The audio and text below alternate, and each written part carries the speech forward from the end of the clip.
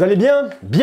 Bien, vous allez bien? Marquez-le moi en bas en commentaire. Il y a quelques semaines, je vous parlais de l'iPhone 12 Pro, dernier iPhone d'Apple, très bon iPhone, et je vous avais dit que je vous parlerai un peu plus tard de l'iPhone 12 Pro Max. Et ce jour est arrivé, vous voyez, c'est merveilleux, tout vient à point, qu'est-ce que c'est à attendre? Il fallait que je la place un jour, je l'ai placée, c'est le jour J, ça y est, ça c'est fait. Alors, je ne vais pas vous refaire un énième test de l'iPhone 12 Pro Max, puisque l'iPhone 12 Pro Max regroupe tout ce qu'on retrouve dans l'iPhone 12 Pro, mais qui dit Max avec des choses en plus, des choses en mieux. Donc ici, je vais venir vous détailler ces points de différence, je vais vous expliquer en quoi ils consistent, je vais vous les illustrer, je vais tout vous montrer, tout vous expliquer, ça va être très clair, très limpide. Du moins je l'espère, d'ailleurs si c'est pas limpide, vous pouvez me le marquer en bas pour que je me fasse taper sur les doigts, mais normalement ça devrait plutôt bien se passer. On a quelques points de différence, et il y a certains points qui sont vraiment significatifs au niveau de la photo. On va donc regarder quelles sont les différences entre ces deux modèles pour vous aider à vous positionner entre l'iPhone 12 Pro et l'iPhone 12 Pro Max, savoir lequel choisir. Première différence avec le gabarit, vous vous en douterez, l'iPhone 12 Pro Max est beaucoup plus grand que l'iPhone 12 Pro. Donc il va falloir qu'il s'adapte à tous les poches, à toutes les mains, à toutes les tailles de pantalons, de sacs. On a également une différence de poids entre les deux modèles. L'iPhone 12 Pro fait 187 grammes contre 226 grammes pour l'iPhone 12 Pro Max. Moi avec mes mains, je ne fais pas le tour de l'iPhone 12 Pro Max avec mes doigts comme ça, tandis qu'avec l'iPhone 12 Pro, eh bien vous voyez, c'est beaucoup plus simple, beaucoup plus évident. La prise en main sera bien meilleure. La différence, vous en douterez bien évidemment, vient également de l'écran. 6,1 pouces pour l'iPhone 12 Pro avec une résolution de 2532 par 1170 à 460 pixels par pouce. Tandis que sur le modèle Max, vous avez un écran de 6,7 pouces, une très grosse diagonale, 2778 par 1284 pixels à 458 pixels par pouce. C'est sûr que c'est très confortable. Pour venir regarder votre contenu multimédia, on a un plus grand confort sur le modèle Max que sur l'autre modèle. Il faut donc savoir, vous, ce que vous préférez en termes de format, en termes de prise en main, en termes de rangement dans une poche, dans un sac à main. La différence est quand même assez significative. D'ailleurs, dites-moi vous ce que vous en pensez tout de suite en bas en commentaire. L'année dernière, j'ai utilisé l'iPhone 11 Pro Max pendant très longtemps, pendant de longs mois, et je me suis dit, mais je vais jamais réussir à m'habituer à un format aussi grand. Et lorsque j'ai eu l'iPhone 12 Pro cette année en test, je me suis dit, oh, il me paraît petit par rapport au grand modèle que j'avais l'année d'avant. Ce qui est assez dingue, c'est qu'on s'y habitue très facilement. La seule chose que j'ai pu remarquer avec mon modèle Max, c'est qu'il dépassait toujours de ma poche, un petit peu sur le haut. Je porte des jeans, il dépasse légèrement. C'est pour ça qu'il faut vraiment se poser la question par rapport à vos usages, à vos méthodes de rangement. Est-ce que vous avez un sac? Est-ce que vous n'avez pas de sac? Est-ce que vous mettez dans une poche?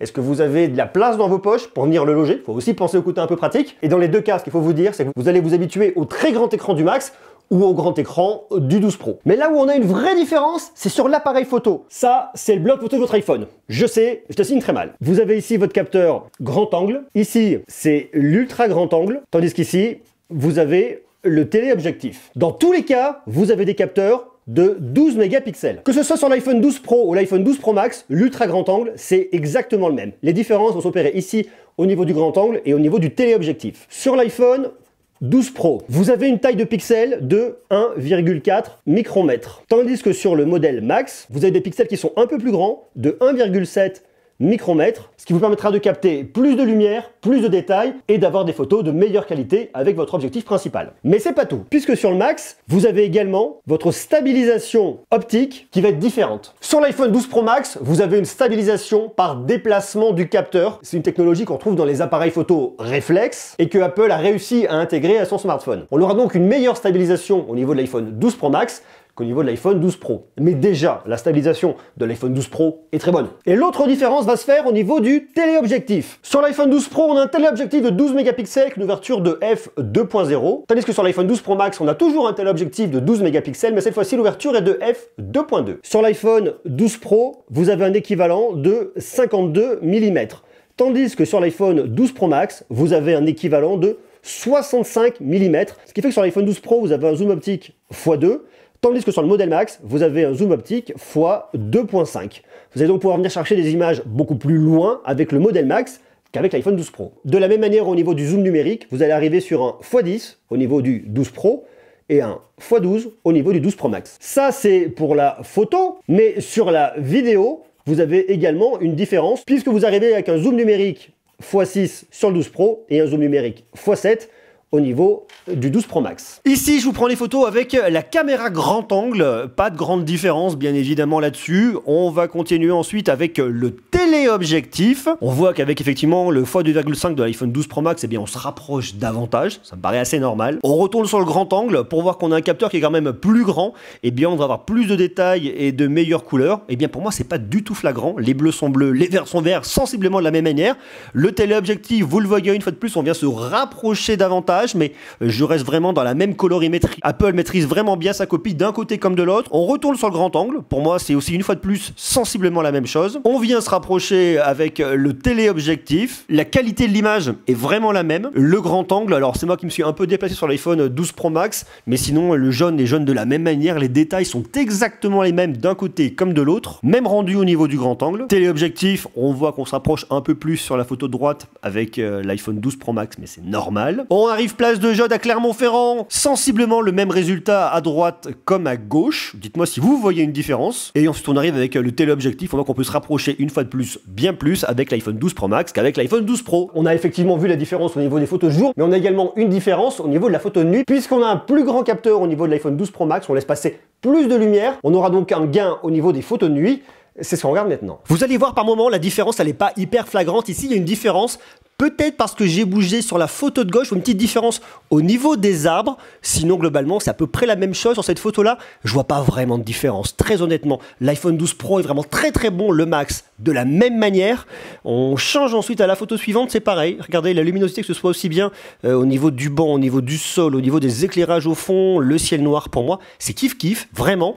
Ici, je vois une petite différence sur l'iPhone 12 Pro Max au niveau des reflets en dessous du traîneau du Père Noël. J'ai l'impression que c'est un peu plus clair, un peu plus de luminosité. Et là, vous voyez, de la même manière, je regarde, voilà, pas de grosse différence pour moi. C'est quasiment la même chose entre l'iPhone 12 Pro et l'iPhone 12 Pro Max pour la photo de nuit. On a également une différence au niveau des batteries entre l'iPhone 12 Pro et l'iPhone 12 Pro Max. Puisqu'on a un écran qui est plus grand, il faut une batterie un peu plus grosse pour avoir une autonomie qui tient la route. Ce qui est sûr, c'est qu'en termes d'usage, vous allez emmener votre iPhone 12 Pro Max un peu plus loin que l'iPhone 12 Pro. Les deux, je les ai tenus entre une journée et demie à 2 jours. 2 jours, il n'y a plus grand chose, mais j'arrive à la fin de ma deuxième journée. Les temps de charge sont sensiblement les mêmes, et vous vous en douterez, il y a également une différence en termes de tarifs. Tout est là-dessus. L'iPhone 12 Pro commence à 1159 € pour la version 128 Go de stockage, tandis que la version 256 Go de stockage, il vous coûtera 1279 €, et sur la version 512 Go de stockage, 1509 €. Si vous voulez la version Max, il faut rajouter 100 € à chaque fois.